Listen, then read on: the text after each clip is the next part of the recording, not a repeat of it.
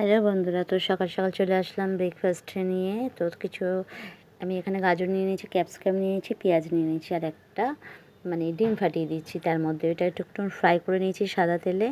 তো এর মধ্যে আমি এখন ডিমটাকে একটাই ডিম দিলাম, আর বেশি 2-3টে দিলে আমার, যেহেতু আমি একাই খাবো তো অল্পই করছি। তো একটু বাটার নিয়ে নিলাম, কারণ আমি পাউরুটিতে বাটারটাই লাগিয়ে দিচ্ছি, বেশি আমি দেবো না। অতটা তেল বা বেশি ঘি, বাটার এগুলো আমার অতটা ভালো লাগে না। তো যাই হোক, যে ফ্রাইটা আমি করে রেখে দিয়েছিলাম, তো সেটা আমি দিয়ে দিচ্ছি। তো দেখতে পাচ্ছ আমি বাটার উপর দিয়ে দিলাম একটুখানি, এর মধ্যে একটুখানি বাঁধাকপি হলে ভালো হয়। তো আমি অতটা কিছু আইটেম করলাম না, কাঁচা লঙ্কা, ক্যাপসিকাম, গাজর, পেঁয়াজ দিয়ে ফ্রাই করে তার মধ্যে একটা ডিম ভাটি দিয়ে মাখন লাগিয়ে এইটা এখন আমি ফ্রাই করব, অল্প সাদা তেলেই ফ্রাইটা করব।